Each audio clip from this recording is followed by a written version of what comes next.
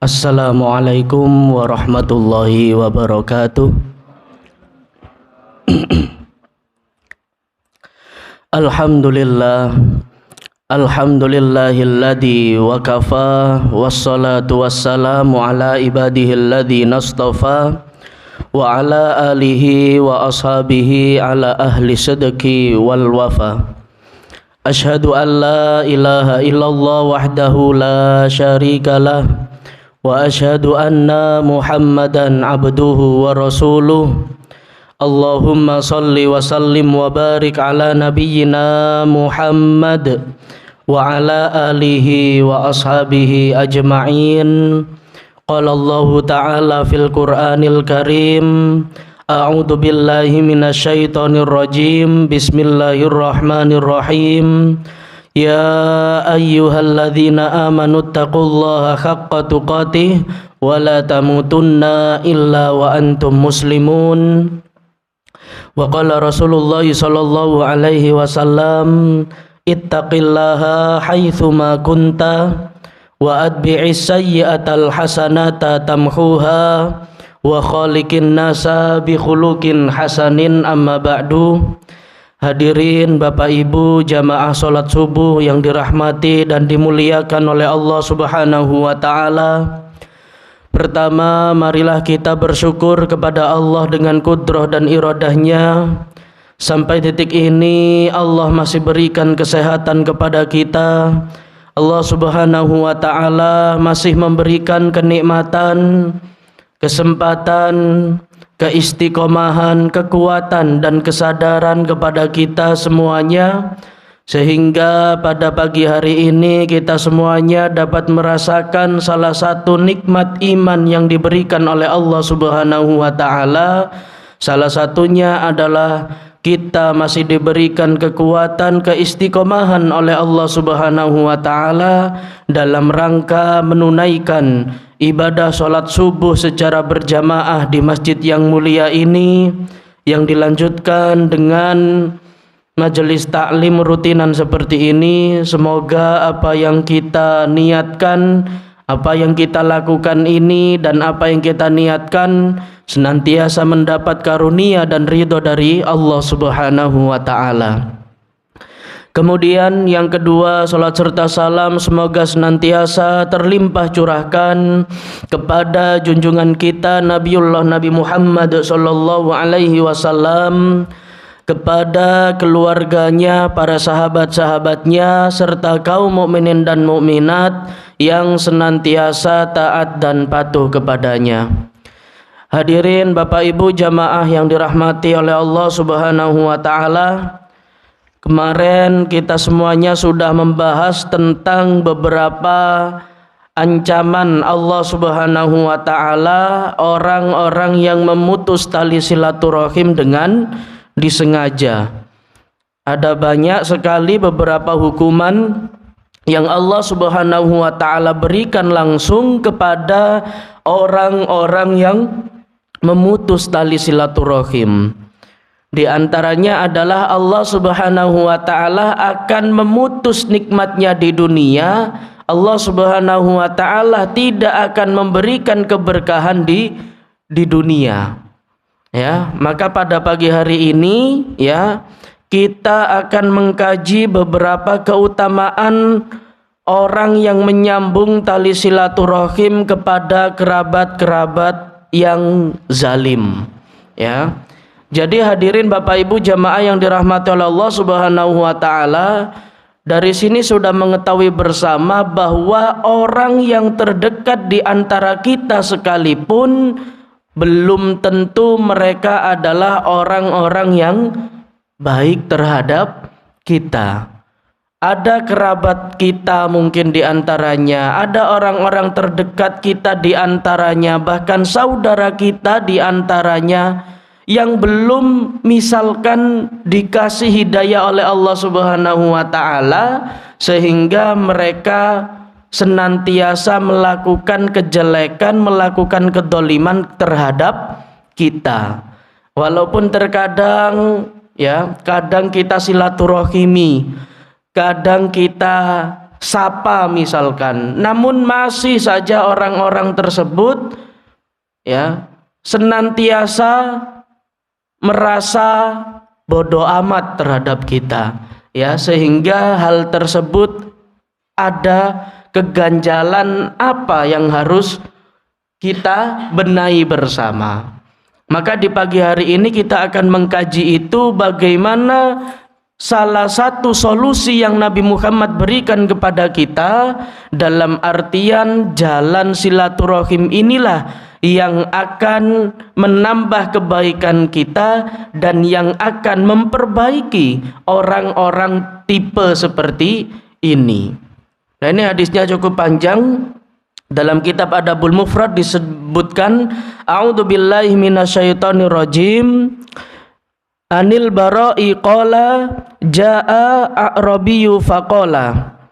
Dari Al-Bara' ia berkata, seorang Arab Badui mendatangi Rasulullah sallallahu alaihi wasallam lalu berkata, faqala ya bani Allahi allamni amalan yudkhilanil jannah. Jadi seorang Arab Badui ini bertanya kepada Nabi Muhammad sallallahu alaihi wasallam, ya bani Allah, allimni amalan yudkhilunil jannah. Wahai Nabiullah, beritahukanlah kepadaku amalan yang dapat memasukkanku ke dalam surganya Allah Subhanahu wa ta'ala. Ya, jadi seorang Arab Badui ini juga pernah bertanya kepada Nabi, ternyata ya, wahai Nabi, berikan apa amalan yang dapat menyelamatkanku nanti sehingga aku bisa dimasukkan ke dalam surganya Allah Subhanahu wa ta'ala. Nah, pada hal tersebut maka dijawab oleh Nabi Muhammad sallallahu alaihi wasallam. Faqala, maka Nabi Muhammad sallallahu alaihi wasallam bersabda, la in kunta aqsartal khutbah. Ya, ini sabdanya Nabi Muhammad sallallahu alaihi wasallam. Meskipun engkau berbicara singkat tapi engkau telah memperluas pertanyaan. Nah, ini apa maksudnya? Laqad a'radtal mas'alah.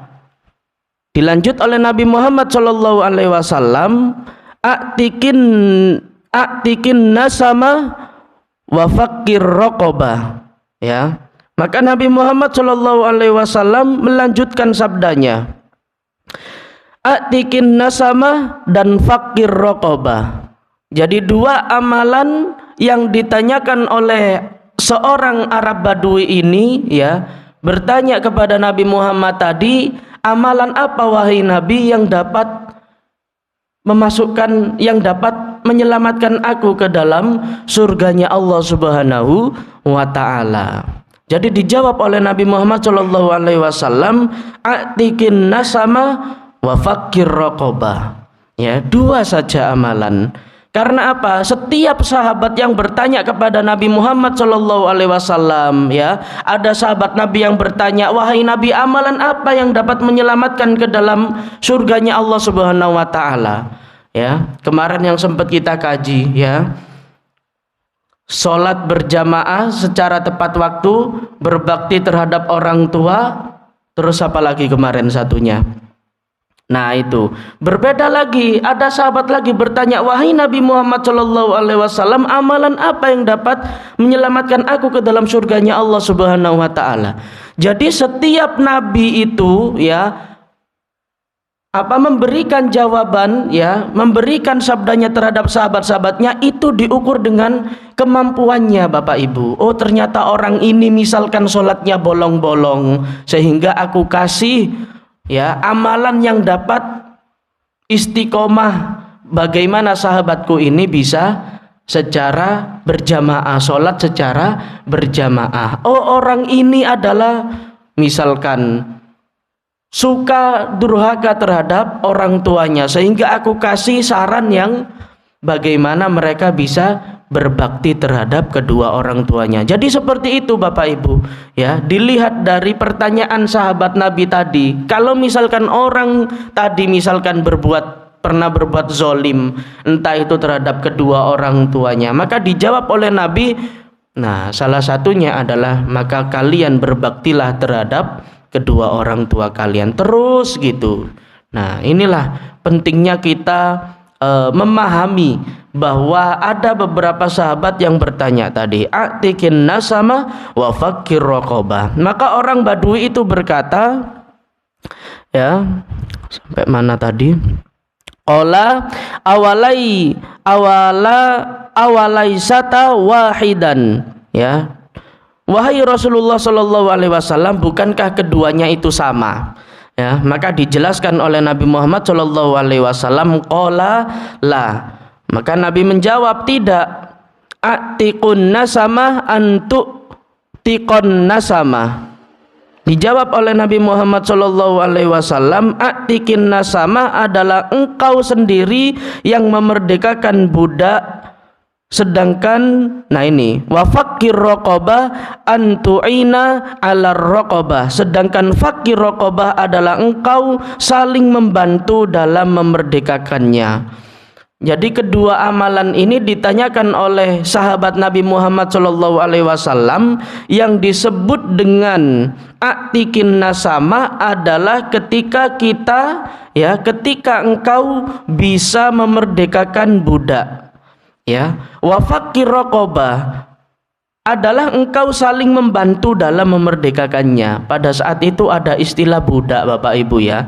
Nah, sehingga apa? Dijawab oleh Nabi Muhammad SAW, ketika kalian ingin dimasukkan ke dalam surganya Allah Subhanahu wa taala, maka lakukan dua amalan, atikin nasama wa fakir raqabah, yang intinya adalah memerdekakan budak atau hamba sahaya. Namun istilah ini pada zaman sekarang mungkin sudah tidak ada. Nah, ya.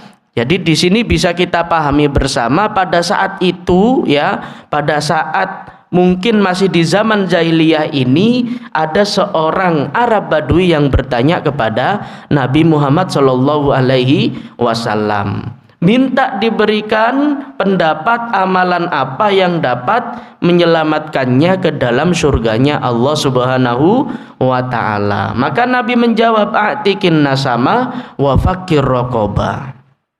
Nah, yang berikutnya juga dijelaskan oleh Nabi Muhammad sallallahu alaihi wasallam, ya, wal manihatur rohub, ya, dan pemberian berupa unta yang sangat banyak manfaatnya. Jadi orang bertanya tadi, ya, yang tanya tadi, selain mereka memerdekakan hamba sahayanya, mereka juga harus bisa memberikan apa istilahnya, makanan atau susu, ya, atau mungkin minuman yang bergizi, istilahnya seperti itu, ya, serta memulihkan tali silaturahim, ya, wal manihatur wal fi'u ala dirrohim, ya, serta mengembalikan atau memulihkan kembali silaturahim. Nah, ini maksudnya apa? Jadi orang tersebut mungkin, ya, pernah dijauhi oleh kerabatnya, ya, sehingga orang tersebut bertanya kepada Nabi Muhammad SAW, wahai Nabi, ya, orang yang bertanya kepada Nabi Muhammad SAW ini biasanya pernah sahabat ini mendapati masalah. Ya, akhirnya dijawab oleh Nabi Muhammad SAW, selain kalian memerdekakan hamba sahaya tadi, maka ada amalan yang sangat utama, yakni senantiasa menyambung tali silaturahim. Walaupun yang kita silaturahimi ini adalah mereka yang pernah berbuat zalim, sampai segitunya Bapak Ibu, ya. Jadi ada dua pelajaran yang bisa kita ambil bersama, bahwa setidaknya kalau kita belum mampu untuk melakukan kebermanfaatan terhadap sesama manusia, maka setidaknya kita harus memberikan kebermanfaatan dulu terhadap saudara-saudara terdekat kita. Nah, ini pelajaran yang ada dalam hadis. Maka Nabi Muhammad SAW mendahulukan orang-orang yang terdekat kita, ya, Nah, pada saat ini Bapak Ibu, saya dulu pernah ingat Ustadz saya juga pernah mengatakan seperti ini.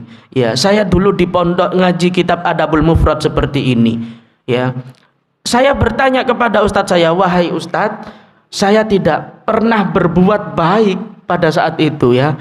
Saya tidak pernah mengasihi orang, saya tidak pernah memberi bingkisan orang, bahkan saya tidak pernah, ya jarang bersilaturahim kepada jamaah-jamaah pada saat itu. Akhirnya dijawab oleh Ustadz saya, Iqbal orang tuanya masih hidup, masih Ustadz, doakanlah.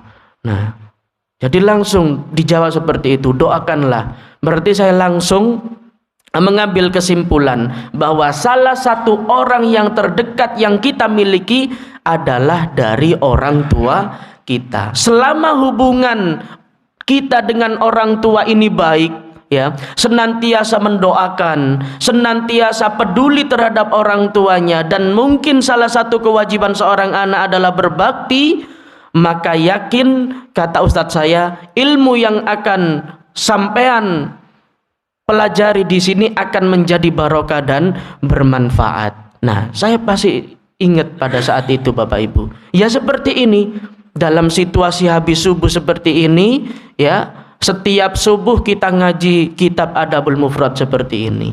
Maka alhamdulillah hari ini saya bisa bersilaturahim dengan panjenengan semuanya dalam rangka kita berbagi bersama tentang etika atau adab bersilaturahim dengan orang-orang yang pernah berbuat zalim terhadap kita.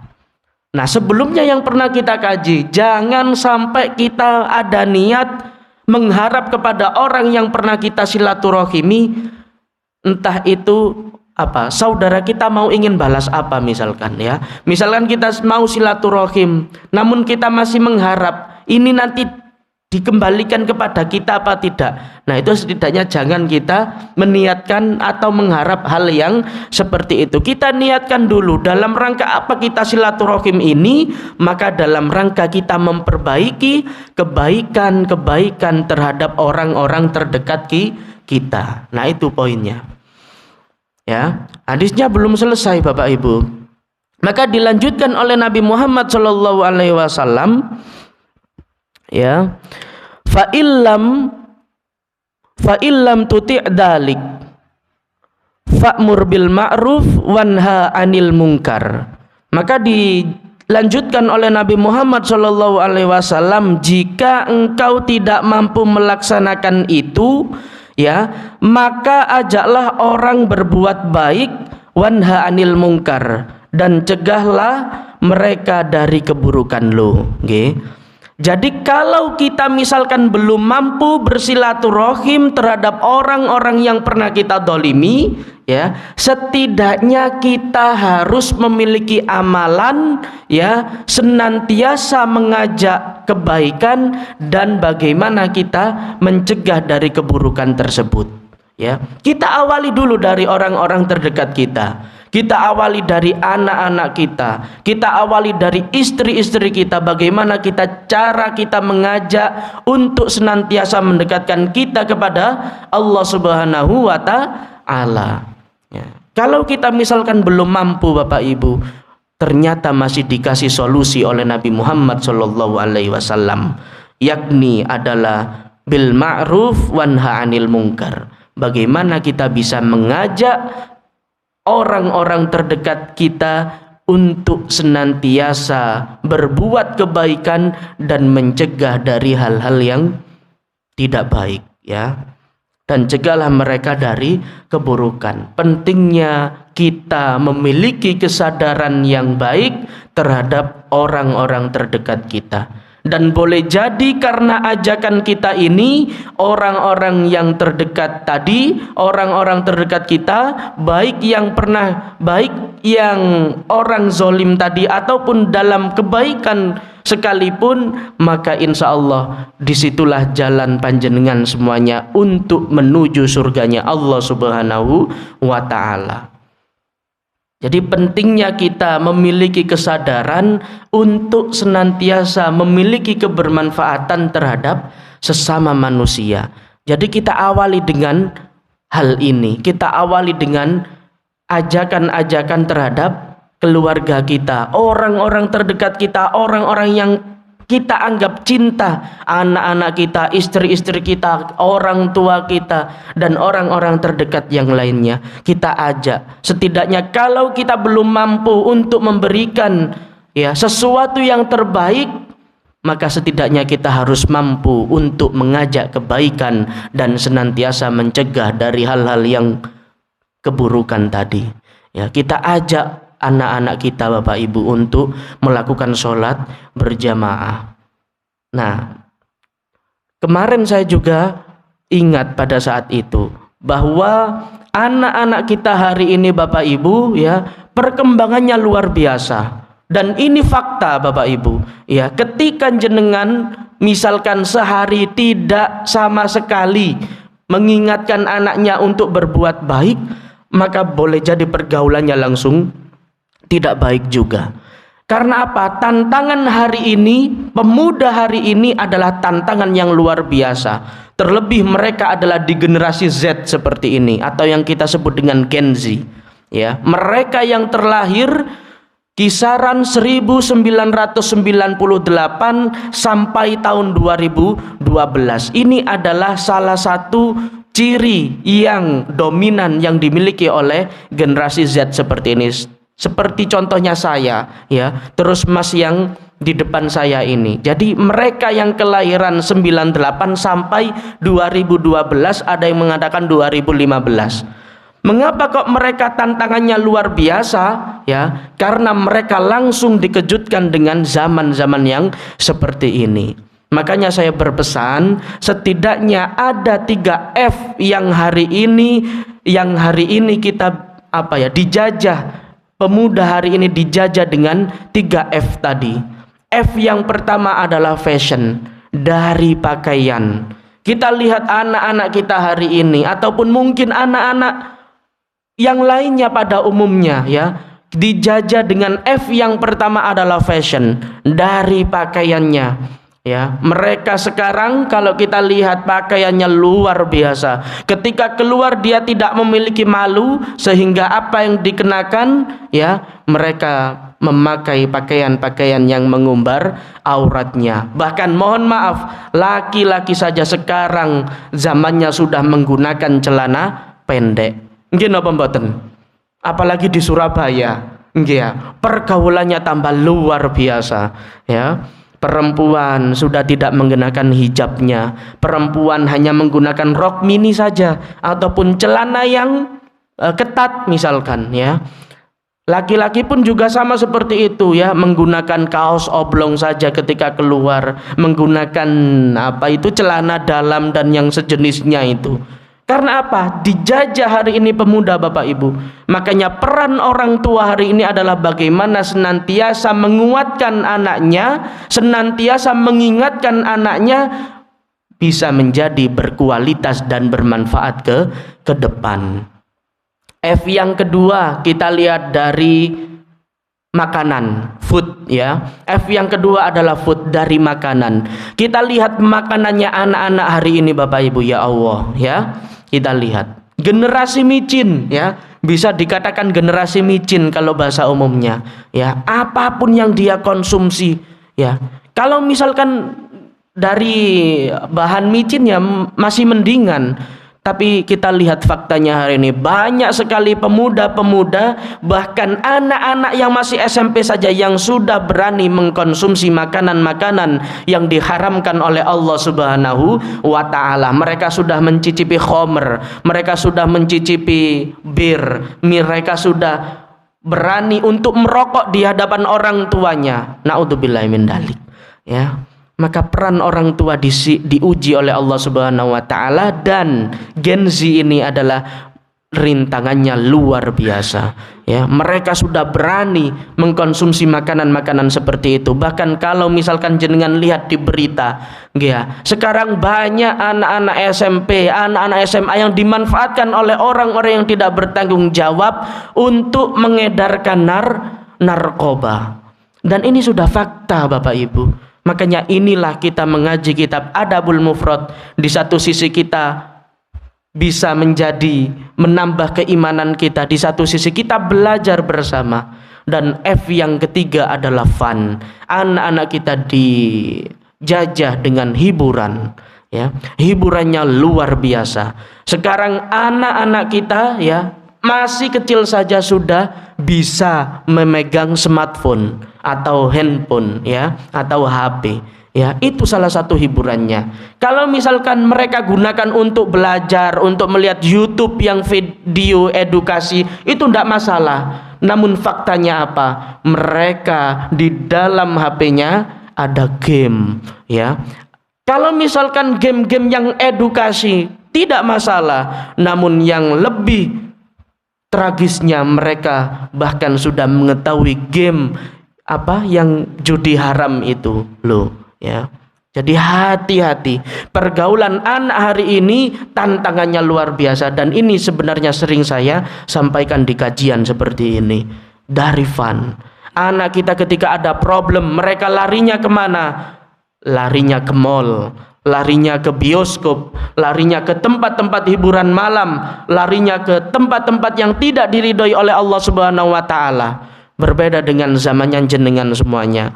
Kalau misalkan jenengan dulu ada masalah, ada problem, bahkan pernah dipukul sama orang tuanya, disuruh oleh orang tuanya untuk misalkan sholat, untuk senantiasa berdoa kepada Allah, meminta kepada Allah Subhanahu wa Ta'ala. Inilah 3 F yang hari ini bisa kita temui bersama faktanya, bahwa dari Gen Z inilah setidaknya 3 F tadi yang dijajah hari ini. Ya, jadi peran orang tua hari ini adalah bagaimana, ya, menguatkan orang-orang terdekat kita, khususnya anak-anak yang kita cintai dan kita miliki ini. Bagaimana kita bisa mengajak anak-anak kita untuk melakukan kebaikan, diajak untuk membaca Quran, diajak untuk berjamaah ke masjid Allah Subhanahu wa Ta'ala. Karena apa? Anak-anak kita inilah harapan masa depan. Syubbanul yaum rijalul ghad. Pemuda hari ini adalah pemimpin masa yang akan datang. Jadi pentingnya kita senantiasa memotivasi, ya, anak-anak kita, ya, karena yang kita kaji adalah kerabat-kerabat terdekat, ya. Maka dilanjutkan oleh sabda Nabi Muhammad SAW, fa illam tuti' dalik fakaffa lisana illa min khair. Jika engkau tidak mampu melaksanakan itu, maka tahanlah lisanmu kecuali dari kebaikan lo, ya. Kalau kita ingin masuk surganya Allah Subhanahu wa Ta'ala, ya, setidaknya kalau kita belum mampu untuk bersilaturahim terhadap kerabat-kerabat yang kita anggap zolim tadi, ya, yang pertama amar ma'ruf nahi mungkar, kita bisa mengajak kebaikan dan mencegah dari kebatilan. Dan yang kedua, kita harus berusaha untuk menjaga lisan kita kecuali dalam hal yang baik, ya. Jadi inilah pentingnya kita ngaji Adabul Mufrad. Ada hikmah-hikmah yang bisa kita saring di sini dalam kitab ini, sehingga bisa menggugah keimanan kita kepada Allah Subhanahu wa Ta'ala, dengan harapan agar amalan-amalan ini bisa kita lakukan bersama-sama. Insya Allah nggih Bapak Ibu nggih. Nah, jadi hadirin Bapak Ibu jamaah yang dirahmati oleh Allah Subhanahu wa Ta'ala, satu bab saja yang kita kaji pada pagi hari ini, dengan harapan agar kita semuanya bisa istiqomah untuk senantiasa melakukan kebaikan-kebaikan terhadap sesama manusia. Kita awali dari anak-anak kita, kita awali dari istri-istri kita awali dari orang tua kita, orang-orang terdekat kita, orang-orang yang kita anggap cinta terhadap kita dan peduli terhadap kita. Maka sudah saatnya kita ajak untuk melakukan kebaikan kepada Allah Subhanahu wa Ta'ala, dan kita juga harus berani untuk mengingatkan tatkala mereka berbuat kesalahan ataupun kezaliman, baik kepada Allah Subhanahu wa Ta'ala maupun terhadap sesama manusia. Dan yang terakhir adalah kita harus berusaha benar-benar menjaga lisan kita, jangan sampai dari lisan kita mengucapkan hal-hal yang tidak baik. Jangan mudah terpengaruh dengan orang-orang di luaran sana yang tidak menjaga lisannya, dengan harapan agar Allah Subhanahu wa taala memberikan hidayah kepada kita semuanya, sehingga kita berharap kepada Allah Subhanahu wa taala kita nanti akan ditemukan, kita nanti akan dikumpulkan oleh Allah Subhanahu wa taala ke surganya Allah Subhanahu wa taala. Amin amin ya rabbal alamin. Demikian yang dapat saya sampaikan, kurang dan lebihnya saya mohon maaf yang sebesar-besarnya. Akhiran hadanallahu wa iyyakum ajma'in. Assalamualaikum warahmatullahi wabarakatuh.